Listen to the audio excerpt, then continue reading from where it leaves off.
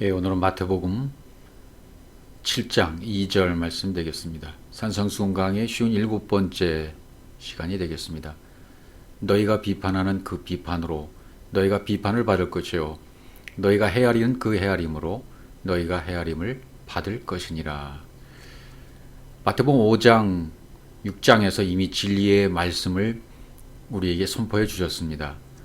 이제 그 진리의 말씀을 우리의 육의 신비에 새겼다면 우리 입에서 나오는 것은 당연히 그 새겨진 진리의 말씀이 나와야 우리의 판단도 올바른 판단이 될 것이라는 것을 말하고 있는 것이고요. 그러니까 7장에 넘어와서 비판 얘기를 하고 있어요. 판단하는 얘기를 하고 있습니다. 그러니까 우리의 모든 판단, 결정, 선택, 하루에도 수십 수만 건씩 판단하고 결정하고 말해야 되고 행동해야 되는 우리로서는 이미 진리의 말씀을 하신 것을 진리로 받아들여서 내가 진리가 되어져서 진리로 살아간다면 그 진리로 판단하고 진리로 말을 하고 진리로 선택을 할 것이다라는 얘기죠. 그러나 우리 사람의 습성상 이미 육의 생각에 젖어 있는 고착되고 젖어 있는 그 습관, 습성 이런 것들이 판단의 기준이 되어진다면 남의 말하는 것 좋아하고 판단하는 것 좋아하고 그 어떤 선택의 기준에서도 자기 것으로 선택하기를 원할 것입니다. 수많은 이 세상에 살아가는 수많은 사람들의 모든 선택은 자기 것, 너희의 것, 성경이 말하는 너의 그것으로 판단하고 너의 그것으로 비판한다는 얘기죠. 그러니까 오늘 마태복음 7장 1절 2절에서 계속 말씀하시는 것은 너희가 가진 그것, 너희가 가진 그 율법으로 비판하고 판단하기 시작하면 그 비판하는 판단과 선택한 그 결정의 말이 다시 나에게로 되돌아올 것이라는 얘기를 하고 있는 것이죠. 그리고 오늘 본문에서는 헤아림이라는 단어가 더 하나 포함되어 있습니다. 너희가 헤아리는 헤아림으로 이렇게 되어 있죠. 헤아리는 메트레오, 측량하다라는 단어입니다. 헤아리는 헤아림, 측량하는 측량으로 너희가 헤아림을 도로 받는다. 다시 되돌려 받는다는 얘기가 되겠죠. 그러니까 이렇게 원칙이 되는 거니까 진리라는 것은 참 이 땅의 것이 아니지 않습니까? 땅의 차원의 것이 아니라 위의 차원의 것이고 아버지의 것입니다. 아버지의 것을 받은 사람은 아버지의 것을 받아서 아버지와 같이 된 사람은 아버지의 판단을 할 것이요. 아버지의 판단, 아버지의 결정, 아버지의 선택으로 그 입에서 나오는 말도 똑같은 말이 나오게 될 것이다. 그러므로 육신을 가지고 이 땅에 살고는 있지만 그 사람의 속에서 나오는 그 말은 이제는 다른 말이 될 것이고 다른 판단이 될 것이고 다른 결정이 될 것이라는 것을 말씀해 주고 있는 것이죠. 너희가 판단한 그 판단 안에서 판단하게 된다면 그 판단으로 판단을 받을 것이라는 얘기입니다. 절대 우리 것으로 아래 것으로 땅의 것으로 판단하면 안 된다는 말씀을 계속 하고 있는 것입니다. 그러니까 기준인 메트론, 측량 안에서 측량하게 되면 너희 안에 그 측량한 그것이 안티메테로 되돌려 갚는다. 헤아림을 받을 것이라는 말은 받을 것이나 안티메트레오 되돌려 갚는다. 그런 뜻이거든요. 그러니까 하나님께서 이 땅에 성전을 주시고 율법을 주시고 예수를 주셔서 그것을 보고 진리를 깨달으라고 주셨는데 그것을 깨닫지 못하는 우리를 하나님이 보실 때 너희가 판단하는 판단은 아직 너희 것이야. 너희가 판단하는 것이 나의 것, 내가 준 것으로 해야지. 그렇게 말씀하시는 것이 되겠죠. 신명기 10장으로 가보겠습니다. 신명기 10장 17절 너희 하나님 여호와는 신 가운데 신이시며 주 가운데 주시며 크고 능하시며 두려우신 하나님이시라. 사람을 외모로 보지 아니하시며 뇌물을 받지 아니하시고 그렇게 되어 있습니다. 측량의 도구가 이제 측량의 도구가 성전이지 않습니까? 성전을 주시고 나서 그 성전을 보고 몇으로 측량해라. 한번 살펴봐라. 판단해봐라. 이렇게 나타낸 것으로 주셨습니다. 판임으로 주셨습니다.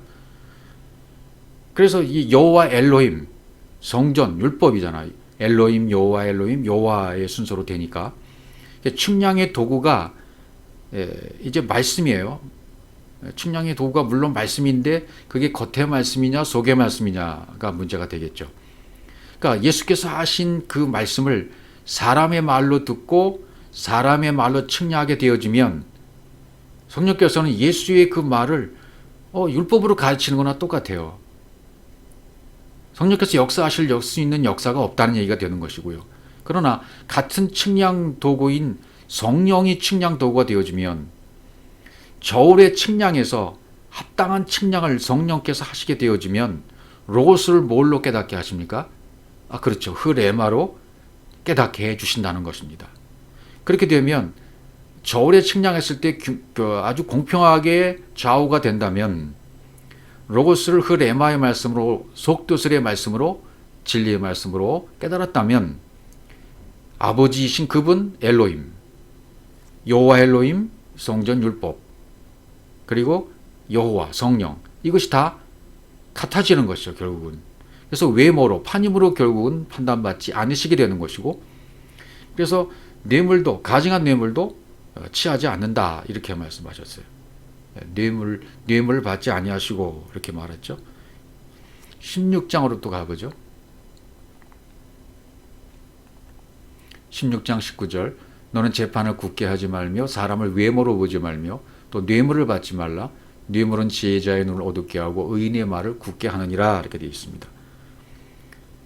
율법을 주셨는데 그 율법을 가지고 진리를 모르게 되어지면 그 판단이 어떻게 됩니까? 구부러지게 되는 거죠. 진리를 하지 못하게 되니까 구부러지게 됩니다. 그렇게 하지 말라는 얘기는 뭐죠? 진리의 말씀을 받아들여서 진리로 재판을 하도록 해라. 외모로 보지 않도록 해라. 그 샤파트의 판단이 너의 것이 되지 않도록 해라 라는 말이죠. 말씀으로 준 판단은 굳게 그것을 왜곡시키지 마라. 구부러뜨리지 말라는 얘기죠. 그러니까 진리가 없는 율법으로 판단하지 말라. 그렇게 판단하게 되어지면 잘못된 것이 따라오게 된다는 겁니다. 사람을 외모로 절대로 취하면 안 된다. 사람을 판임으로 보지 말라. 외모로 보지 말라. 외모로 인정하지 말고 외모로 절대로 알지도 마라. 절대로 판임으로 하지 말라는 얘기죠. 사람을 판단할 때도 우리가 어떻게 봐야 되겠습니까? 진리를 가진 사람은 진리의 눈이 띄었기 때문에 진리의 눈으로 사람을 보고 판단하게 된다는 얘기입니다. 그러나 진리가 없이 내가 가진 것으로 판단하게 된다면 내가 가진 것이 잘못된 것이기 때문에 진리가 아닌 율법이기 때문에 그 판단은 옳은 판단이 되지 않는다는 것입니다. 또 뇌물은 지혜자의 눈을 어둡게 한다 그랬죠. 여기 뇌물은 지혜자의 눈을 어둡게 하고 의인의 말을 굳게 하느니라 이렇게 되어 있습니다. 그러니까 뇌물은 뭔가 눈을 멀게 하는 거죠. 눈을 가리는 거죠. 바른 판단을 하지 못하도록 가리는 거죠. 비단 여기서는 좀 어떤 재판 과정을 이렇게 스토리로 얘기하는 것 같지만 사실은 진리를 다 얘기하는 거 있지 않습니까? 내 안에서 일어난 일들을 설명해 주는 거잖아요. 그것을 재판이라는 스토리를 통해서 뇌물이라는 것도 등장시키고 그래서 그런 것들을 통해서 내 안에서 이것을 빨리 깨닫도록 율법을 진리로 그래서 진리를 받아들여서 그 진리로 판단하도록 그래서 이 땅에 있는 모든 재판관 이 땅에 있는 모든 사람들은 마찬가지로 이 진리를 가졌느냐 진리를 갖지 않았느냐 그러니까 이 땅에 있는 우리 눈에 보이는 세상의 검사 판사 변호사 이런 분들은 상징으로 지어지고 보이도록 해주신 거죠. 그들을 보면서 깨달으라는 거죠. 그들을 보게 함으로 말미암아 우리에게 진리를 깨닫도록 그들을 나타내 보여주신 거죠. 뭔가 앞에 가로막혀 있으면 바른 판단을 하지 못한다는 거죠. 당연한 말이죠. 뇌물을 받게 되어지면 이런 것들 때문에 스캔들이 일어나고 이런 것들 때문에 감옥에 가고 이런 것들 때문에 사람들이 정의가 흐트러뜨리는 이런 모습을 보면서 우리가 뭘 깨달아야 되겠습니까? 우리가 그런 모습을 보면서 세상에 되어지는 그런 일들을 보면서 우리 안에서도 역시 진리가 없다면, 바른 판단할 수 있는 진리가 없다면 우리가 똑같이 그런 사람이 되고 만다. 그러니까 뭔가 이 땅에 휘장 가운데 가려버린, 예수께서 이 땅에 오셔서도 자기 자신의 육체를 휘장이라고 설명하시면서 이 휘장이 깨져야 된다, 휘장이 찢어져야 된다, 그런 말씀을 해 주셨지 않습니까? 그러니까 율법이라는 것, 예수, 성전, 눈에 보이는 것, 이러한 것들은 뭔가 가려있는 것입니다. 판단할 수 있는 판단의 근거가 되지 못한다는 얘기고요. 이것이 가로막힌 것이 없어지고 찢어지고 제거되어야만 바른 판단할 수 있는 근거가 된다.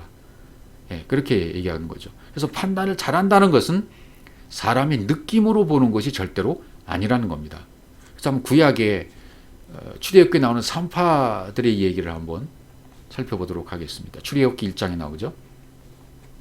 출애굽기 1장 15절, 애굽 왕이 히브리 산파 시프라라는 사람과 부하라는 사람에게 말하여.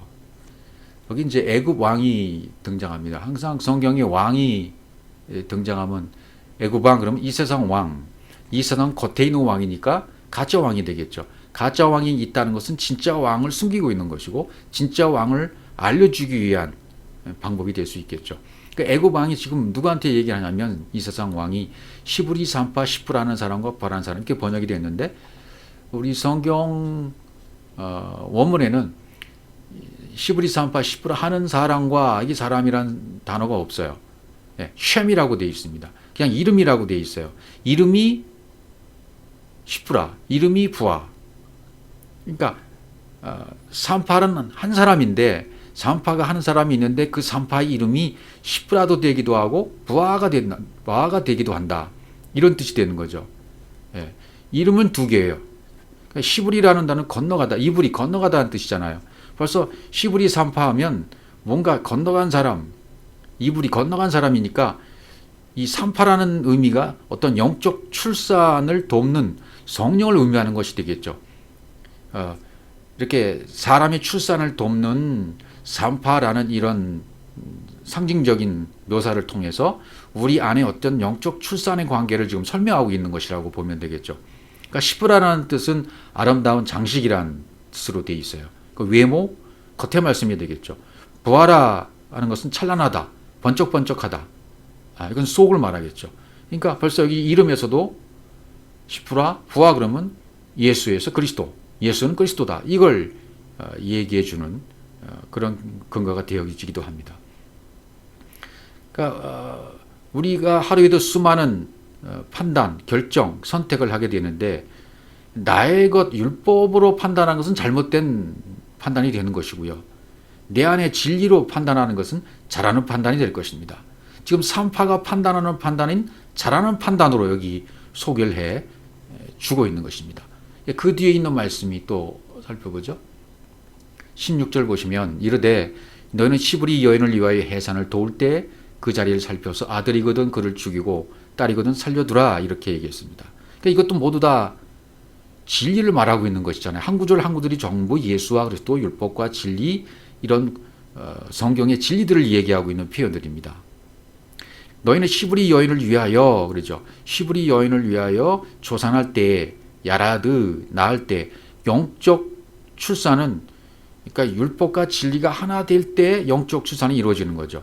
시브리 여인을 위하여, 그러니까 시브리 여인은 이미 건너간 여인이니까 영적으로 이미 성장한 사람이에요. 그러니까 영적 출산이 된다는 것은 율법의 세계를 깨달아서 율법 세계 속에 있는 진리인 그리스도를 깨달은 사람이에요. 그러니까 율법과 진리가 하나가 된 상태다 말이죠. 그래서 그럴 때 살펴서 남자여든 죽이고 여자여든 살려두라, 그렇게 살려두라 그랬잖아요. 그러니까 남자여든 죽이라, 무투. 남자 아들이거든 그를 죽이고, 무투, 죽이라는 얘기죠. 아들. 왜 아들은 죽여야 됩니까? 율법 아래 태어난 아들은, 율법 아래서 태어난 사람은 한 번은 죽어야 돼요. 예수 그리스도로 오신 그 아들은 한 번 죽어야 됩니다. 왜? 진짜 아들이 되기 위해서. 진짜 아들이 되기 위해서는 한 번은 죽어야 되는 거죠. 예. 그래서 남자 아들이거든 죽이고 그랬고 딸이거든 할 때 이 딸은 우리 교회나 우리를 말하는 거겠죠. 아들이 죽어서 예수 그리스도가 죽어서 딸인 우리를 여자인 우리를 살리시는 거죠. 예, 그것이 여기 진리 가운데 다 포함되어 있다는 얘기가 됩니다. 17절 또 말씀 계속 보시면 그러나 산파들이 하나님을 두려워하여 애굽 왕의 명령을 어기고 남자 아기들을 살린지라. 산파들이 하나님을 두려워했다. 야레 두려워했다. 두려워했다는 얘기는 하나님을 바로 알았기 때문에 산파들은 이미 영적 진리를 깨달은 성령을 상징한다 그랬죠. 성령을 상징하는 거니까 산파들이 보혜사 성령은 진리의 말씀대로 이루시는 분으로 설명을 해주는 거죠. 하나님을 두려워했다. 그러니까 하나님을 두려워했다는 것은 겉에 보여지는 것, 겉의 말씀, 겉의 것을 거절하고 반대하는 거죠. 지금 산파들이 거절하고 있잖아요. 하나님을 두려워해서 애굽 왕의 명령을 거절하고 있는 겁니다. 애굽 왕, 가짜 왕의 명령을 어기고 거절하고 있는 거죠. 우리도 역시 이런 판단을 내려야 돼요. 이게 잘하는 판단이죠. 애굽 왕의 명령을 어겼다는 것은 무엇입니까? 겉의 것, 율법, 이 세상의 것, 이것을 다 거절하고 뭘로 받아들여야 된다는 얘기입니까? 진리로 받아들여야 된다. 예, 그 애굽 왕의 명령은 반드시 어겨야 돼요. 그래서 그것을 전환시켜야 돼요, 진리로. 그리고 남자를 살려야 돼요. 진짜 아들이 되기 위해서 남자를 살려야만 된단 말이죠. 명령을 어겼다. 로 아싸. 명령이란 말은 다바르죠. 그 다바로 애굽 왕이 말하는 그 다바르로 말하는 것은 아싸 창조가 아닌 거죠. 하나님 만드신 창조가 아니에요. 거역해야 돼요. 그것은. 그래서 남자 아들을 죽인다. 남자 아기들은 명령을 어기고 남자 아기를 살린 자라고 했잖아요. 그러니까 다바르를 다시 남자 아들 앞절에서 16절에서는 남자여든 죽이고 그랬죠. 남자여든 죽이고 여자여든 살려두라. 그렇죠. 그러니까 명령을 어겨야만 살릴 수가 있는 거죠. 예, 애굽 왕의 명령을 반드시 어겨야만, 겉의 것을 어겨야만, 율법적인 것은 전부 없애야만 살릴 수가 있는 겁니다. 남자 아이들을 죽인다는 의미는 뭐예요? 육신의 말씀, 율법, 예수, 이것을 죽인다는 거예요. 다바르를 죽인다는, 다바르, 겉의 것, 겉의 아들을 죽이고 속의 아들 그리스도로 살려내는 것, 진리로 살아나는 것, 이 십자가의 죽음과 부활을 여기서도 말하고 있는 것이다. 것을 알 수가 있겠죠. 애굽 왕이 산파를 불러 그들에게 이르되 너희가 어찌하여 이같이 남자 아기들 살렸느냐. 산파가 바르게 대답하여 이르되 히브리 여인은 애굽 여인과 같지 아니하고 건장하여 산파가 그들에게 이르기 전에 해산하여도이다. 이미 이불이 건너간 사람들은 건장한다는 게 맞죠. 애굽 아직 가짜에 속했던 애굽 사람들과는 다르다는 말이 맞아. 이미 건너갔으니까요. 건장하다. 건장하다는 말은 진리로 살아있는 언약, 진리로 살아있는 언약이 되었기 때문에 그 언약은 반드시 이루어지더라 그런 말이죠. 해산하더이다. 그러니까 보혜사 성령이 지금 진리의 말씀대로 이루어주시는 과정이지 않습니까? 그러니까 건장하다. 그 언약의 말씀이 살아있음으로 말미암아 산파가 그들에게 이르기 전에 해산하다. 네, 성령이 그것을 언약을 이루어 주신다. 히브리 여인은 그러니까 영과 진리의 말씀이라고 말할 수 있는 거죠. 히브리 여인은 영과 진리로 된 말씀. 그렇게 풀어낼 수가 있겠죠. 출애굽기 1장 20절은 하나님이 그 산파들에게 은혜를 베푸시니 그 백성은 번성하고 매우 강해지니라 이렇게 되어 있습니다. 네. 하나님을 경외했다. 백성은 매우 강건해졌다. 이렇게 되어 있어요. 그러니까 산파들은 그 뒤에 산파들은 하나님을 경외하였으므로 하나님이 그들의 집안을 흥왕하게 하신다 이렇게 되어 있어요. 네. 하나님을 경외했다. 이런 말은 뭡니까? 마음 성전이 이 마음에서 지어진 사람들이죠. 기록된 말씀이 풀어져서 해석되어져서 전환된 사람들, 하나님을 경외하는 사람들입니다. 하나님이 그들의 집안을 흥왕하게 왕성케, 왕성은 아싸, 아싸라는 단어가 쓰였습니다. 흥왕하게 하신지라. 마음 성전이 지어지는데 계속 미알레 형태로 계속 지어지는 상태예요. 견고하게 계속 지어져 가는 과정입니다. 그러니까 여기서 사람의 느낌과 판단이 아니라 성령의 판단과 성령의 것을 가지고 한 산파들을 볼 수 있죠. 그래서 성령이 직접 운행하시고 이루어지는 것이니까요. 판단을 잘한 것이죠. 이런 스토리를 통해서 우리에게 진리를 지금 가르쳐주는 본문이 바로 이러한 본문이 되겠습니다. 로마서 2장 11절에서 그래서 빌립보서 1장 18절 말씀 볼까요? 그러면 무엇이냐? 거칠애로 하나 참으로 하나 무슨 방도로 하든지 전파되는 건 그리스도니 이로써 나는 기뻐하고 또한 기뻐하리라. 하나님은 외모가 없으십니다. 말소리가 없으신 분이에요. 사람 때문에 모양이 필요하고 우리 사람들을 가르치시기 위해서 진리로 전환시켜 주시기 위해서 당신의 하나님의 뜻을 보여주기 위해서 모양이 필요했던 거죠. 그래서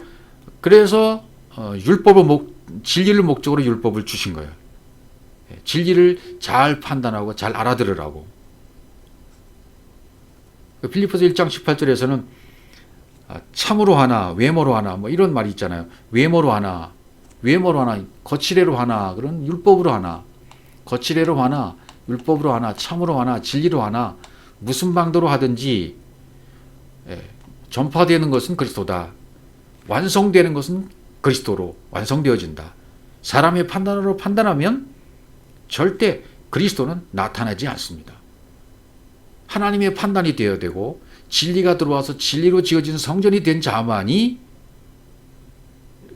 그리스도로 완성되어지고 이렇게 그리스도로 완성된 완성 진리가 된 사람들이야말로 전파되는 것이 그리스도로 나타나게 되어 있다는 것입니다. 그러니까 여러분과 저 안에서도 이 완성 진리인 그리스도가 나타나야 됩니다. 사람의 판단이 아니라 내 속에서 그분의 판단으로 판단할 수 있는 판단이 있어져야만 될 것입니다. 이제 반대로 발람 얘기도 또 성경에 나오죠. 발람의 판단. 민수기 22장 7절 우리 잘 알고 있는 본문이죠. 모압 장로들과 미디안 장로들이 손에 복채를 가지고 떠나 발람에게 이르러 발락의 말을 그들에게 전하매 이 발락 임금이 발람에게 사람들에게 뭐 잔뜩 손에 복채를 가지고 떠나 이렇게 되어 있잖아요. 그래서 이 발람 선지자에게 좀 저 잘 되고 있는 저 족속들을 좀 저주해 달라고 부탁을 하는 거죠. 민수기 22장 8절 발람이 그들에게 이르되 이 밤이 여기서 유숙하라. 여호와께서 내게 이르시는 대로 너에게 대답하리라. 모압 귀족들이 발람에게서 유숙하니라 이렇게 되어 있어요. 손에 복술이 예물을 가지고 좀 발람이 왔단 말이죠. 그러니까 이 밤이 여기 유숙하라고 이렇게 발람이 선지자가 얘기를 해봐요. 버립니다. 귀족들이 높은 귀족들이 발람에게서 유숙하니라.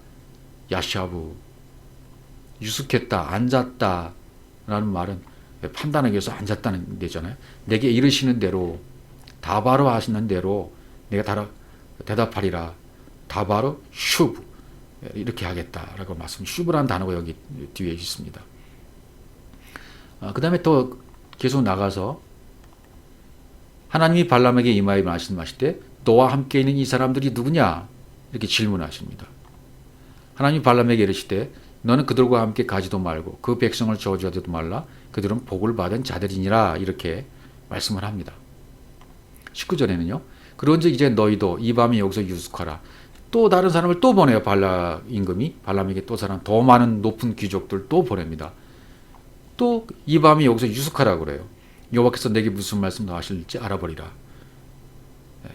이것을 베드로 사도가 뭐라고 이제 해석해서 봤나 보죠. 한번 베드로서 2장 15절에 이 사건을 이렇게 이야기해 줍니다. 그들이 바른 길을 떠나 미혹되어 부올의 아들 발람의 길을 따르는도다. 그는 불의의 삭을 사랑하다가 이렇게 해석했어요. 바른 길을 떠나 미혹된 상태가 발람 선지자였다. 그리고 불의의 삭을 사랑했다. 발람의 길은 바른 길이 아니다. 바른 길을 떠나 미혹된 길이다. 왜? 그는 불의의 삭을 사랑했기 때문이라고 이렇게 베드로는 판단을 하고 해석을 했습니다. 16절 베드로후서 2장 16절 자기의 불법으로 말미암아 책망을 받되 말하지 못하는 나귀가 사람의 소리로 말하여 이 선지자의 미친 행동을 저지하였느니라 이렇게 되어 있어요. 나귀 사건 여러분 잘 알고 있지 않습니까?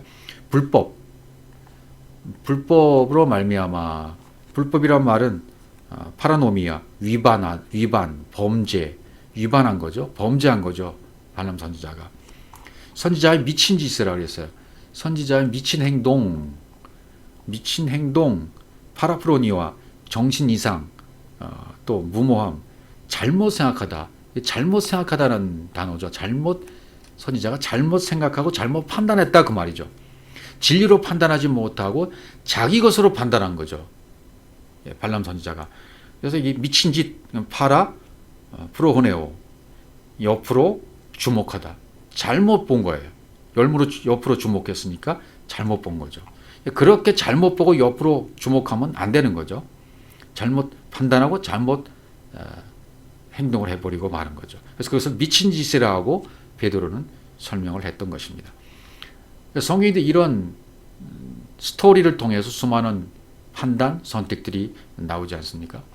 고린도후서 3장 7절 돌에 써서 새긴 죽게 하는 율법 조문의 직분도 영광이 있어 이스라엘 자손들은 모세의 얼굴에 없어질 영광 때문에 그 얼굴을 주목하지 못하였거든. 이렇게 되어 있습니다. 모세의 얼굴은 프로소폰, 파님, 율법 조문의 직분이라 그랬죠. 직분도 영광이 있다. 직분은 디아코니아. 신약에서 말하는 직분, 그건 하나밖에 없습니다. 섬기는 직분입니다. 근데 섬기는 것이 뭘로 섬기는 것이냐면 반드시 말씀으로 섬기는 겁니다. 진리로 섬기는 걸 얘기해 주고 있습니다. 진리로 섬기는 것을 직분 디아코니아라고 합니다. 그러니까 집사의 직분이나 장로의 직분이나 목사의 직분이나 어떤 직분을 받은 사람들은 그 직분은 어떤 직분으로 받아야만 되겠습니까? 말씀을 진리로 주는 섬김을 말합니다. 진리를 전해주는데 율법으로 전해주었을 때는 그것은 섬김이 될 수가 없습니다. 진리로 섬기는 섬김이 진짜 섬김이란 얘기입니다. 그러면 율법에서 깨어나야 진리로 말씀이 율법으로 전환되어야만 섬길 수가 있는 거예요. 직분을 받았다고 해서 그냥 이 땅에서 우리가 수많은 집사님, 장로님, 목사님 이렇게 말하고 있지만 그건 직분뿐입니다. 직분에 걸맞게 정말 영의 직분으로 디아코니아가 된 사람들은 율법의 말씀이 진리로 전환된 사람들. 아까 출애굽기 1장에서 산파의 판단할 수 있는 사람들. 위로부터 내려온 성령께서 깨닫게 준 깨달음으로 영과 진리가 된 시브리 여인, 산파, 이런 사람과 같은 진리가 된 사람들, 바른 판단을 할 수가 있는 거죠. 그리고 바른 직분으로 섬길 수가 있는 사람들입니다. 문자로 기록된 이 의문의 법이잖아요. 율법은 돌에서 죽게 하는 율법 조문이잖아요. 가짜입니다. 조항이 너무 많으니까 구약에서는 그것을 털이라고 설명을 했죠. 수많은 털로 된 것은 율법 조항들, 조문들을 얘기하는 거죠. 그러니까 계명을 문자로 글로 주어지면 우리에게는 법으로 주어지게 되는 거죠. 이는 기록된 법 안에서의 직분. 그러니까 기록된 법 안에서 문자대로만 가르치고 전하는 것은 그건 죽음의 직분이죠. 잘못된 직분이죠. 정말 다나토스의 죽음을 통과해서 생명을 유기하는 이야기하는 직분자들이 되어야만 합니다. 그래서 율법이 성숙되어지면 그 너머에 생명을 알게 되어집니다. 뭘 통해서요? 다나토스 죽음을 통하여. 그래서 이 죽음은 다나토스의 죽음, 율법을 완성하는 죽음이죠. 그래서 예수님의 죽음은 1차적인 죽음, 다나토스의 죽음이에요. 이 율법의 죽음으로 완성됐기 때문에 예수의 죽음이 완전한 율법이 완성하는 죽음이었기 때문에 이 다나토스의 죽음을 우리도 똑같이 따라가야만 합니다. 율법을 완성하면 사랑이 되어집니다. 율법이 진리인 줄 이제 알았다는 거죠. 율법 안에 진리가 있었구나. 그때 깨닫게 되는 거죠. 이 땅에서 보여줄 수 있는 유일한 완성의 틀이 뭐냐면 다나토스의 죽음입니다. 예수의 죽음입니다. 십자가의 죽음입니다. 그러니까 진리가 된 사람의 마지막 땅에서는 이 뭘로 보이겠습니까? 죽음으로 보여주는 거죠. 생명과 동의어가 될 수 있는 거죠. 그러니까 어떤 죽음으로, 네가 어떤 죽음으로 죽느냐에 따라서 하나님 우리를 판단하시는 거죠. 다나토스의 죽음을 죽었느냐? 다나토스의 죽음을 죽음으로 말미암아 율법이 완성되었느냐? 네 안에 있는 모든 율법의 조항들이 다 죽고 이제는 생명으로 말씀으로 전환되었느냐? 영혼의 시작이 시작되어져서 이제는 말씀을 진리로 퍼줄 수 있는 직분자가 디아코니아가 되어 있느냐? 디아코니아가 되어 있느냐? 직분자가 되어 있느냐는 거죠. 여러분 모두가 직분자가 되어 있으시길 바랍니다. 돌에 써서 새긴 것은, 돌은 관사가 붙으면 예수가 되잖아요. 돌들 안에다가 돌비에서 이제 신비로 바뀌어야죠, 이것이. 신약에서는 살리는 것은 영이니 육은 무익하다라고 우리에게 계속 말씀하고 있지 않습니까? 우리에게 이루어 주신 그 말씀이 곧 영이고 생명이라고 말씀하십니다. 돌이 떡이 되고 떡이 진리로 주어지게 되는 거죠. 그러니까 예수라는 떡이 진리로 우리에게 주어지는 것을 받아 먹어야 됩니다. 첫 번째 돌판은 깨진 것으로 보여주었어요. 깨진 것으로 보여줌으로 말미암아 다시 두 번째 돌판으로 기록된 말씀이 풀어지고 해석된 말씀으로 우리 신비에 새겨지는 것으로 두 번째 돌판을 얘기해 주신 것입니다. 그래서 이제 신약에서는 이제 모세 하면은 율법을 말하는 거잖아요. 모세와 선지자 글 이런 것들이 모세와 모든 선자의 글로 시작해서 이런 것들이 쭉 나오잖아요. 전부 율법을 얘기하는 거죠. 그러니까 율법의 외모로 이스라엘 백성들이 볼 수 없도록 하기 위해서 이제 산상수훈에서 나중에 이제 가르치시죠. 율법을 진리로 볼 줄 알면 어떻게 됩니까? 더 이상 율법 법조항이 외모로 판단하지 않게 되어버리는 거죠. 육신의 판단을 버리게 되는 거죠. 결국은 우리가 이렇게 되어야 됩니다. 율법을 가지고 전부 내가 진리로 판단하는 자로 바뀌어져 있어야 돼요. 율법을 가지긴 가졌는데 이제 그 율법이 바뀌어져서 깨닫게 되어져서 진리로 바뀌어짐으로 말미암아 전부 진리로 판단할 수 있는 자로 내가 바뀌어져 있는 거예요. 건너간 자가 된 겁니다. 이 판단을 우리가 해야 살아남는 것입니다. 그래서 아까 없어질 것이라는 것을 했죠. 모세의 얼굴에 있는 것은 없어질 것이다. 썩어져서 없어질 것이다. 그러니까 율법을 가지고 신앙생활을 하면 내가 믿는 하나님은 율법의 하나님이라는 얘기입니다. 아직도. 그러니까 아직도 교회 안에서 지키고 열심을 품고 플레이온의 신앙으로 더 열심히 하려는 이 모든 활동들은 나는 지금 율법의 하나님을 믿고 있다는 것을 증명하는 것밖에 안 된다는 얘기가 되어버립니다. 그래서 여호와 엘로힘, 율법, 성전으로 주어진 이것은 파괴하고 없어져야 될 거예요. 우리 심령의 마음 성전이 지어져야 돼요. 진리로. 내 안에 예수의 흔적도 없어져야 됩니다. 육체의 예수는 십자가에서 죽어지고 완전히 그리스도로 흡수에 들어가 버려야 돼요. 여러분 안에서 말이죠. 그렇게 되어지면 이 사람은 진리의 판단으로 판단할 수 있는, 영혼으로 판단할 수 있는 판단을 가지게 된 사람이 된 겁니다. 없어질 판단이 아니라 없어질 것은 율법이에요. 모세의 영광이에요. 썩어서 없어질 것입니다. 그러나 그리스도로 진리로 바뀌어진 자들에게는 영원의 것으로 가지고 있는 것입니다. 진리의 판단으로 판단하는 것을 이제 가지고 있는 자가 되어 있는 것입니다. 그래서 휘장, 마태복음 27장 51절에 보시면 휘장은 곧 그의 육천이라는 부분을 이제 여기서 설명해 주고 있지 않습니까? 이에 성소 휘장이 위로부터 아래까지 찢어져서 둘이 되고 땅이 진동하며 바위가 터지고 휘장은 곧 그의 육천이라 히브리서 10장 20절에서 이제 말하고 있죠. 그러면 형제들아 우리가 예수의 피를 힘입어 성소에 들어갈 담력을 얻었나니 그 길은 우리를 위하여 휘장 가운데 열어놓으신 새로운 살 길이요 휘장은 곧 그의 육체니라 이렇게 되어 있지 않습니까? 자, 그러니까 이 세상과 천국 사이에 가로막혀 있는 것 그것이 무엇입니까? 육신의 말씀, 휘장이라는 얘기죠. 성소 휘장. 육신의 말씀이 제거되어 버리고 이 세상과 천국이 경계가 없어져야 돼요. 구분이 없어져 버려야 됩니다. 그래서 찢어져서 휘장이 위로부터 아래로 찢어져서 둘이 되었다. 이것은 경계가 없어졌단 말이 되는 거죠. 성소 휘장이 찢어졌다. 율법이 제거되어져서 성소 지성소의 경계가 없어져서 하나가 되었다. 이런 뜻이 되는 거죠. 그러니까 땅이 진동하여 바위가 터지고 그렇게 되어 있잖아요. 땅이 진동하여 둘이 되어서 땅이 진동하여 바위가 터졌다. 겉에 보이는 바위가 전부 터져야 됩니다. 스키조, 터졌다. 스키조라는 단어는 터진다는 단어인데요. 쪼개다, 자르다, 그런 말씀입니다. 겉에 것은 다 터지고 파괴되어 없어져야 됩니다. 여러분과 저의 안에 있던 모든 것들은 다 터져야 됩니다. 없어져야 됩니다. 그래야 이것이 터져야 속의 것이 나오는 겁니다. 한 알이 땅에 떨어지면 속에서 썩어져서 생명의 싹이 나오는 것처럼, 알맹이가 속에서부터 터뜨리고 나오는 것처럼 엄청난 신비이고 엄청난 힘이잖아요. 이 씨가 흙을 터치고 나오는 것을 보십시오. 생명의 힘입니다. 우리 속에서도 생명이 터치고 나와야 돼요.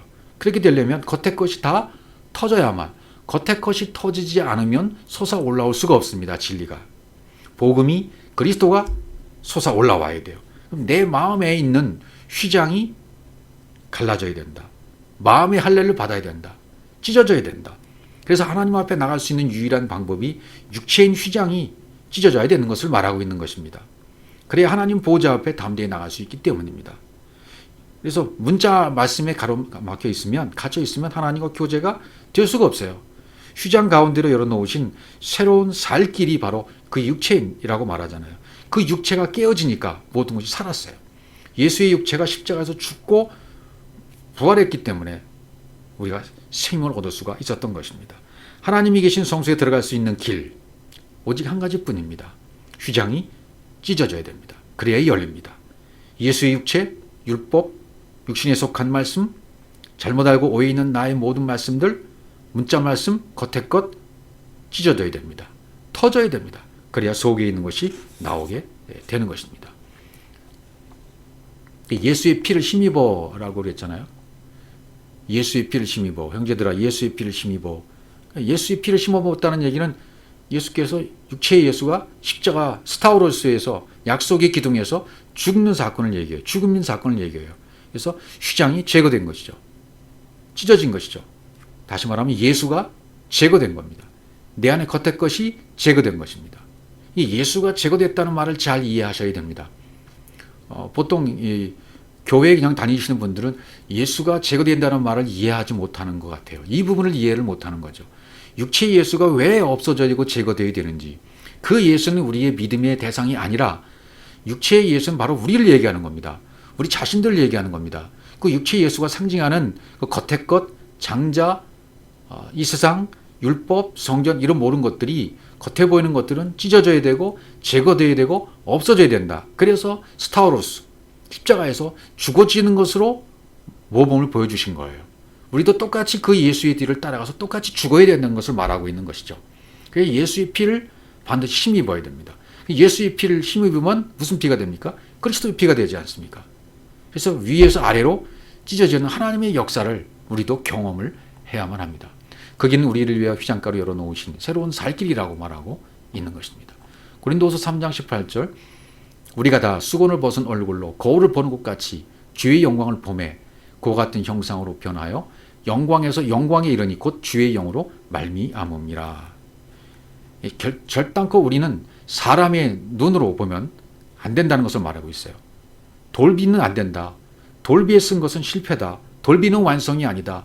육의 신비에 되어야 된다라는 것을 계속 이야기해 주고 있습니다. 그러니까 아나칼리프, 수건을 벗었다. 수건을 벗은 얼굴이라 그랬죠. 수건을 벗었다는 것은 아나칼리프토, 위의 것으로 열어서 보여주는 겁니다. 위의 것으로. 수건을 벗었다. 아나, 위에, 칼리프토, 숨은 것. 숨은 것을 위의 것으로 열어서 보여주니까 우리가 볼 수 있었던 거예요. 그리스도의 영광에서 영광으로, 그리스도의 영광으로 이 프로소폰, 판임을 제거해 버린 것. 외적인 것, 율법을 이걸 제거해 버린 겁니다. 거울을 보면 그랬죠. 거울은 나의 모든 모습을 그냥 보여주는 거니까, 내가 프로소폰, 판임이 없어졌으면 진리밖에 없는 것입니다. 거울을 보는 것 같이 주의 영광을 보매 그와 같은 형상으로 변화하여 그랬죠. 그와 같은 형상, 에이콘, 눈에 보이지 않는 형상입니다. 눈에 보이는 형상에서 눈에 보이지 않는 형상으로, 눈에 보이는 에이돈에서 눈에 보이지 않는 에이콘으로. 에이돈은 우상 섬길자들에겐 우상에게 보여주는 거죠. 그렇죠. 그러나 진짜 하나님을 섬길 자들에게는 영광에서 영광으로, 에이콘으로 변화된 자들이죠. 하나님의 형상과 모양으로 화한, 변화된 사람들입니다. 똑같이 그리스도의 영으로부터 외모를 에이콘의 모습으로 변화시켜 준 것입니다. 우리도 그런 변화를 받아야만 합니다. 하얗게 변화돼야 돼요. 그래서 결국은 그렇게 되어야만 바른 판단, 하나님의 판단, 위의 판단을 할 수가 있게 되어지는 것입니다. 요한복음 5장 22절에 가보시면 아버지께서 아무도 심판하지 아니하시고 심판을 다 아들에게 맡기셨으니 그랬습니다. 심판, 크리노는 아버지께서 아무도 심판하지 않는다. 아버지는 심판하지 않으신다는 거예요. 아무도 안 하신다. 하나님에게는 이 크리노가 존재하지 않는다는 거예요. 왜? 누구한테 맡겼다고요? 아들에게, 심판을 다 아들에게 맡기셨기 때문입니다. 심판이 그 아들에게 디돔이 넘겨진 거예요. 판단의 기준은 그래서 누가 갖고 있습니까? 판단의 기준은 아들이 갖고 있는 것입니다. 단수인 아들이 우리 같은 복수 아들들을 만들어버리기 때문이죠. 예수는 죽고 없습니다. 흔적도 사라졌습니다. 그래, 여러분 안에서 예수가 사라져야 돼요. 없어져야 돼요. 그리스도 속으로 한 몰래 들어가 버려야 됩니다. 그리스도 안에, 우리 안에 이제는 누가 계셔야 돼요? 아들이 계시는 겁니다. 그래서 우리가 아들이 되는 거예요. 아버지의 판단은 이제 아들이 갖는 것이 되는 거죠. 여러분과 제가 아들이 되어져서 그리스도로 되어져서 아버지의 판단을 갖고 있는 자로 되어져야 된다는 얘기입니다. 그러면 진리를 몰랐던 내가 이제 진리를 알아서 진리의 판단을 할 수 있는 자가 된 것입니다. 왜? 심판을 아들에게 넘기셨기 때문입니다. 심판을 아들에게 아버지가 넘기셨는데 아들에게 넘기신 심판을 누가 갖게 되었습니까? 아들인 내가 갖게 된 거죠. 그러므로 아들인 나는 이제는 진리를 모르는 사람들을 어떻게 할 수 있는 거죠? 판단할 수 있는 거죠. 재판할 수 있는 거죠. 그런 진리를 모르는 사람들에게 판단할 수 있고 재판할 수 있다면 이 진리를 직분적으로 전할 수 있는 자도 됐다는 얘기가 되는 거죠. 진리를 전할 수 있는 자, 그리스도를 전할 수 있는 자, 복음을 전할 수 있는 자, 성경이 말하는 복음이 무엇인지를 정확히 알아서 직분자로서의 역할을 감당할 수 있는 자로 성장하게 된 거죠. 장성한 분량까지 말이죠. 이 요한복음 5장 또 30절을 계속 보시면 내가 아무것도 스스로 할 수 없노라 듣는 대로 심판하노니 나는 나의 뜻대로 하지 않고 하려 하지 않고 나를 보내신 이의 뜻대로 하려 함으로 내 심판은 의로우니라. 바로 이거죠. 이 땅에 오신 아들도 마음대로 못한다. 왜냐하면 판단은 아버지 것이기 때문이다. 그 판단의 내용을 아버지가 결정해 놓으셨어요. 그리고 나를 보내셨다. 나를 보내신 이의 뜻대로 하려 함으로 내 뜻대로 안 하고 나를 보내신 아버지 뜻대로 하려 함으로 내 심판은 어렵다. 그렇죠. 그것을 아들에게 심판권을 넘겨주셨기 때문에 진리로 입에서 나와버리면 하나님 자신도 그 말씀에 순종하셔야 되잖아요. 이렇게 말씀해 놓으셨어요. 이렇게 결정해 놓으셨기 때문에 나를 보내신 자, 아버지 뜻대로 하기에 의로운 자가 되는 거죠. 판단의 기준은 절대적으로 그러니까 누굽니까? 아버지가 말해버린 그 말씀이 되는 것입니다. 바로 내가 그 말씀이 된 거예요. 아들이 된 것, 그리스도로 되어진 것, 그건 말씀이 되었다는 뜻과 똑같습니다. 아버지의 것이 뭡니까? 그 약속이고 그 말씀이에요. 셈입니다. 그 이름입니다. 이름, 약속, 말씀. 그러므로 그 판단은 의롭게 되는 것입니다.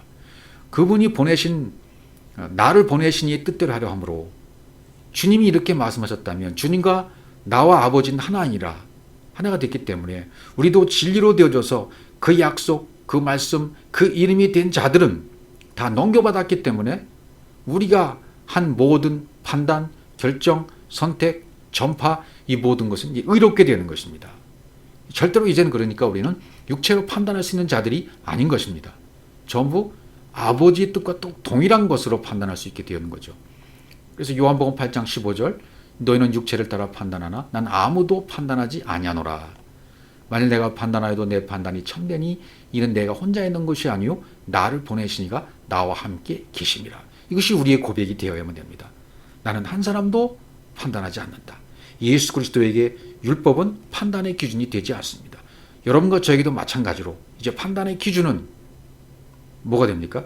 내 안에 약속해 주신, 아버지가 약속해 주신 그 말씀, 그 이름, 그 약속, 그 자체가 내가 되어져 버리고 그 직분자가 되어져 그것을 행하고 있는 자, 바로 나입니다. 그래서 나의 판단의 기준도 역시 이제는 진리인 것입니다.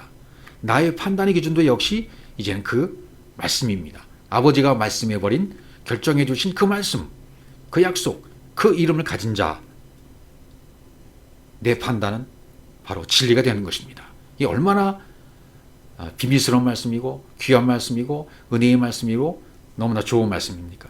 이것을 우리가 가지고 있다면 우리의 판단은 이제 흐트러지는 판단이 아니요, 육체의 판단이 아니요, 잘못된 판단이 아니요, 잘한 판단으로, 산파들과 같은 잘한 판단으로. 우리는 발람의 선지자의 판단과 같이 판단이 되면 안 된다. 우리의 것이 들어가 버리면 발람 선지자의 판단이 돼버려요. 불의의 삭을 사랑하다가, 세상을 사랑하다가, 세상에 속해 있다가 전부 그렇게 돼버리는 것입니다. 불의의 것을 사랑하면 그렇게 돼버리는 거죠. 우리도 이렇게 아버지와 내가 하나가 됐다, 진리가 되었다, 아버지 하나님, 엘로힘 하나님과 하나가 되는 것, 혼자 하는, 독처하는 것은 좋지 못하니까 말이죠.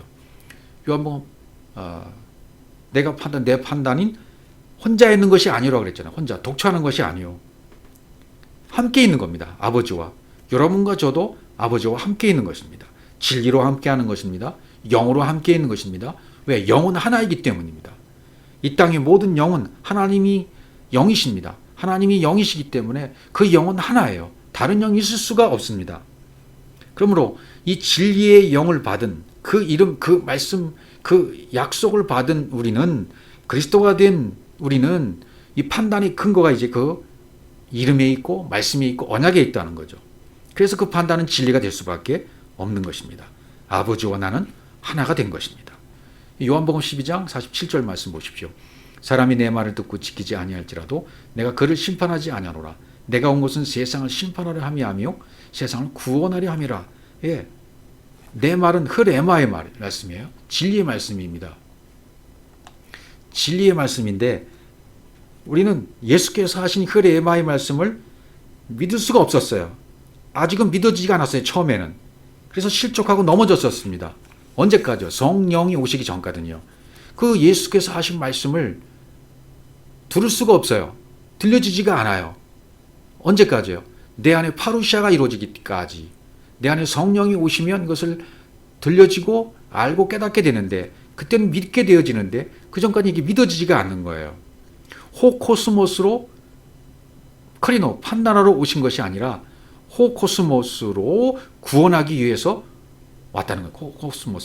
호코스모스를 구원하기 위해서 오신 분이에요. 호코스모스로 오신 거죠. 그 뒤에 있는 말씀을 보시면 요한복음 12장 48절입니다. 나를 저버리고 내 말을 받지 않은 자를 심판할 이가 있으니 내가 한 그 말이 마지막 날에 그를 심판하리라.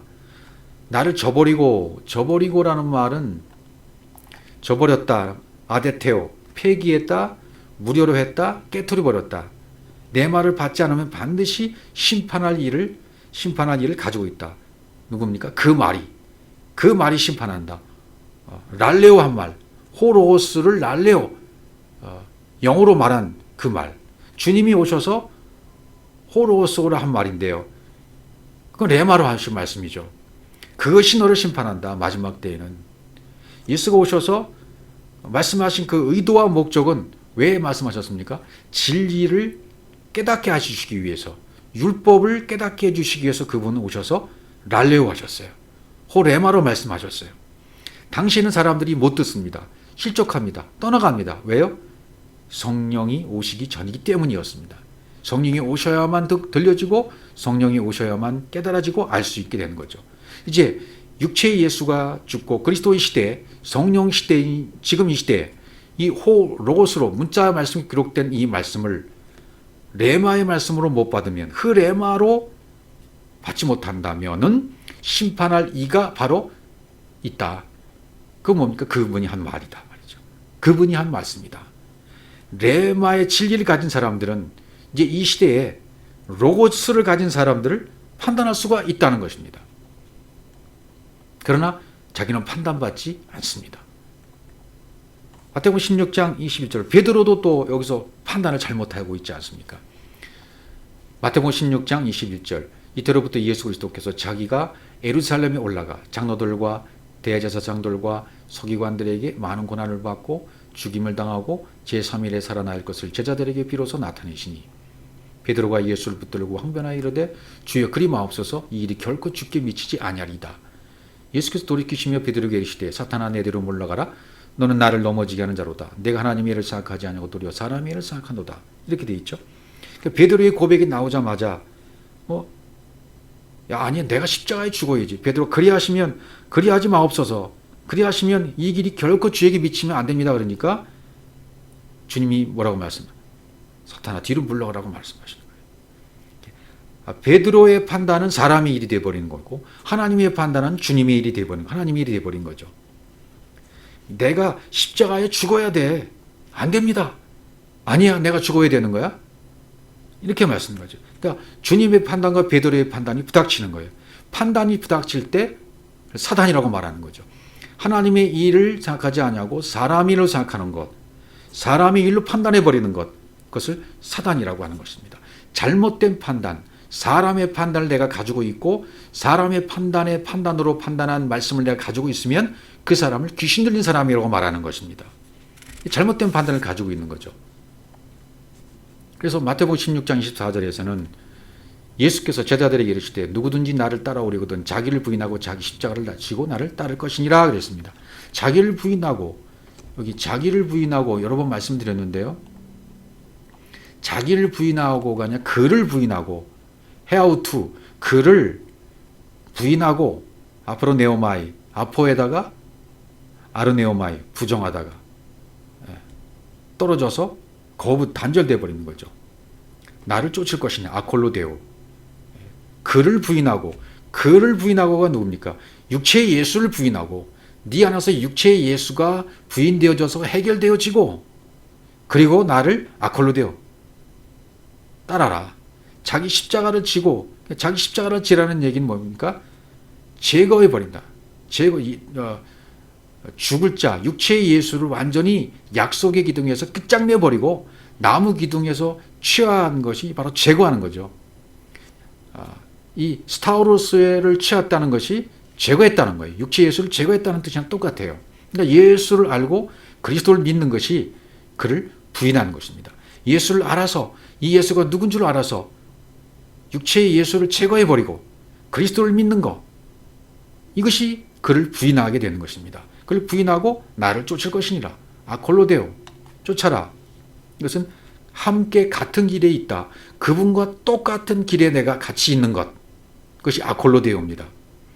십자가에서 예수를 제거해버리고 그리스도를 따른다고 하는데 그리스도가 가는 길, 그분이 가시는 길에 내가 함께 있는 거예요. 같은 길을 가는 것입니다. 결국 그리스도의 길이 내 길이 되는 겁니다. 그분이 가는 길을 나도 가는 것이 되는 것입니다. 그러므로 판단은 하나님의 생각으로 되어지는 겁니다. 하나님의 일로 되어지는 겁니다. 하나님의 진리로 되어지는 것입니다. 사람의 판단으로 판단하면 그 판단은 자기 자신을 완전히 옥죄어버리고 없어져 버리게 하는 거나 똑같습니다. 그리고 출애굽기 1장 22절에 또 가보신 그 뒤에 그러므로 바로가 그의 모든 백성에게 명령하여 이르되 아들이 태어나가든 너희는 그를 나일강에 던지고 딸이거든 살려두라. 계속 이런 얘기가 나오잖아요. 땅의 장자는 죽어야 한다. 겉의 것으로 태어난 것을 보거든 나일강에 가서 물침례를 받고 다시 태어나게 하라. 그런 뜻이죠. 하수에 던지고 나일강에 던지고 나일강에 던지라는 얘기는 물침례를 받으라는 얘기죠. 샬라크 던졌다, 깨졌다는 뜻이거든요. 반드시 죽어야 할 율법을 얘기하는 거죠. 나일강에 던져져야 할 것은 율법을 얘기하는 것이고 반드시 죽어야 할 내 생각, 육신의 생각을 얘기하는 것입니다. 모세라는 돌판, 율법을 겉사람을 깨는 것이죠. 강에 던져지면 겉의 것이 깨어지는 것입니다. 남편 되신 그리스도가 육신으로 오셔서 죽어주시면 말씀이 육신이 되어 이 땅에 오셔서 죽어주시면 여자인 교회, 여자인 나와 결혼이 가능하게 되심으로 나의 신랑이 되어주시는 겁니다. 남편이 되어주시는 것입니다. 예. 그래서 여기도 그런 표현을 쓴 것이고요. 그 다음 구절에 뭐라고 되어 있냐면요. 레위 가족 중 출애굽 2장 1절로 넘어가면 레위 가족 중 한 사람이 가서 레위 여자에게 장가들어. 이것은 모세의 부모를 얘기하고 있는데 여기는 사람 이름이 나오질 않아요. 그냥 레위 족속 중 한 사람 이렇게 나와요. 그 뒤에 이제 나오죠. 출애굽기 뭐 민수기 이런 데 보시면 모세에 붙인 아므람, 모치는 요게벳 이렇게 나옵니다. 그다음에 그 다음에 보시면 그 여자가 임신하여 이렇게 나오잖아요. 이름을 밝히지 않습니다. 이름을 밝힌다는 것은 이름이 됐다는 것은 진리를 깨달아서 그 진리가 된 사람을 얘기해요. 그렇게 되면 임신해서 아들을 낳을 수 있는 자가, 출산할 수 있는 자가 되는 거죠. 예. 잉태해서 아들을 낳으면 그때는 이름을 말할 수가 있다는 얘기가 되는 거죠. 그 준수함을 보고 그 잘생긴 것을 보고 토부죠. 잘생긴 것을 보고 석 달 동안 그를 숨겼다. 이게 또 어떤 뜻이 있겠죠. 단순히 그냥 뭐 잘생겨서 석 달 동안 숨겼다. 숨겼다는 얘기는 뭡니까? 성경의 진리는. 예. 율법으로 먼저 덮어놨다가 나중에 진리로 드러나게 해주시기 위해서 숨겼다는 뜻이고요. 석 달은 육신의 정령, 안목의 정령, 이생의 자랑을 말하는 삶길을 통해서 진리로 드러나게 해주겠다. 그런 의미를 지금 설명해 주고 있는 거죠. 하나님 보시기에 좋은 거예요, 이게 토부. 예. 그래서 이것을 신약의 시브리서 기자는 뭐라고 설명을 하냐면요. 믿음으로 모세가 낳았을 때 그 부모가 아름다운 아임을 보고 석 달 동안 숨겨 왕의 명령을 무서워하지 아니하였으며, 모세의 부친으로 표기된 아므람과 요게벳의 결단, 판단, 결정은 영적인 판단과 결정을 내렸다는 겁니다. 예, 석 달 동안 숨겼다. 왕의 명령을 무서워하지 아니했다. 예, 율법의 명령을 무서워하지 않았다는 겁니다. 예, 율법의 명령을 무서워한다는 것은 진리를 깨닫지 못한다는 얘기나 똑같은 것인 거죠. 언약인 그리스도께서 나를 취하시면 이제 난 아들 낳을 수 있는, 출산할 수 있는, 출생할 수 있는 사람이 된다는 것입니다. 다니엘서에서도 다니엘도 판단과 결정을 잘하는 것을 볼 수 있습니다. 이제 30일 동안 법령을 세워서 30일 동안 뭐 기도를 하고 구하면 사자밥이 되기로 한다. 이런 결단을 내려서 도장을 찍죠. 금령을 세우고 조서에 왕의 도장을 찍어버렸습니다. 그 다음에 보시면 6장 10절에 다니엘이 이 조서에 왕의 도장이 찍힌 것을 알고도 이렇게 나오죠. 죽을 것을 알고도, 사자밥이 될 것을 알고도, 그리고 집에 돌아가서는 마음 성전을 계속 짓습니다. 무릎 꿇고 3번씩 기도하며 하나님께 감사합니다. 결국은 사자굴에 들어갔다 나와야 되는 거죠. 사자굴에서 올려져야 되는 거예요. 사자굴에 들어갔다가 사자굴에서 올려져야만 온전한 진리자가 되는 거죠. 다니엘은 벌써 이걸 알았어요. 진리를 알았기 때문에 두려워하지 않은 거예요. 무서워하지 않은 겁니다. 조서에 왕의 도장에 찍힌 것을 알고도 율법에 있을 때는 뭐 이런 문장 표현 자체를 막 강조하잖아요. 보십시오. 이렇게 다니엘이 이런 법령인 것을 알고도 믿음으로 결단했습니다. 뭐 믿음을 강조하잖아요. 이것은 숨어 있는 진리를 설명하기 위해서 해놓은 것입니다. 그러니까 우리가 가지고 있던 문자적이고 겉의 것만 가지고 교훈적인 설교를 하는 것은 이제 멈춰야만 합니다. 그러니까 진리를 알았다는 거예요. 사자밥이 되기로 결정했다는 거예요. 왜? 율법에서 나는 이제 진리로 올라가겠다는 얘기죠. 그런 진리적인 결단과 판단을 한 것이 되는 것입니다. 그 다음 구절 또 보시면 다니엘서 6장 16절입니다. 이에 왕이 명령하며 다니엘을 끌어다가 사자굴에 던져놓는지라. 왕이 다니엘에게 이르되 내가 항상 섬긴 너의 하나님이 너를 구원하시리라 하니라. 사자굴에 던져넣어요. 사자굴에 던져놓고 이 진리를 깨달은 다니엘은 사자굴에서 벗어납니다. 그러나 진리 깨닫지 못한 자들은 이 사자의 밥이 된다고 표현하고 있는 거죠. 망한다고 얘기하고 있는 거죠. 비교가 되어 있는 것을 볼 수 있어요. 다니엘서 6장 13절 왕이 심히 기뻐서 명하여 다니엘을 굴에서 올리라 하고, 굴에서 올라오잖아요. 사자굴에서 올라옵니다. 사자굴에서 올리라. 나사크. 올리라는 말은 뭡니까? 오르다, 올라가다, 율법에서 진리로 지금 올라간 거예요. 율법에서 완전히 벗어난 거예요. 마치 십자가에서 육체의 예수가 죽어서 영이신 그리스도로 된 것과 같은 그런 얘기를 하고 있는 거죠. 그의 몸이 조금 더 상하지 아니하였으니 이는 그가 자기 하나님을 믿음이었더라. 이게 바로 영의 세계, 진리의 세계를 말하는 다니엘을 통해서 말씀해 주시는 진리의 판단의 근거를 말씀해 준 것입니다. 우리는 눈에 보이는 것에서 벗어나서 영의 세계, 진리의 세계, 주님을 아콜로데오 따르려면 내 생각, 내 판단, 내 것으로 해서는 절대로 안 된다. 너희는 너희의 것으로 판단하지 마라. 너희의 판단으로 말미암아 너희가 판단을 받을 것이다. 너희의 헤아리는 측량, 그 측량으로 말미암아 되돌려 받게 될 것이다. 그러니 너희의 가진 그것, 제발 그것으로 하지 마라. 위의 것으로 해라. 그분 것으로 해라. 진리로 해라. 십자가에서 예수를 제거해버리고 그리스도를 따르는 아콜로데오자가 되어라. 그래서 직분자가 되어져서 직분을 감당할 수 있는, 말씀으로 진리로 섬길 수 있는 자가 되므로 올바른 섬김, 올바른 직분자가 되어져서 말씀을 전파하는 자가 되어라. 이 말씀을 받는 여러분 되시기를 주의 이름으로 축복합니다.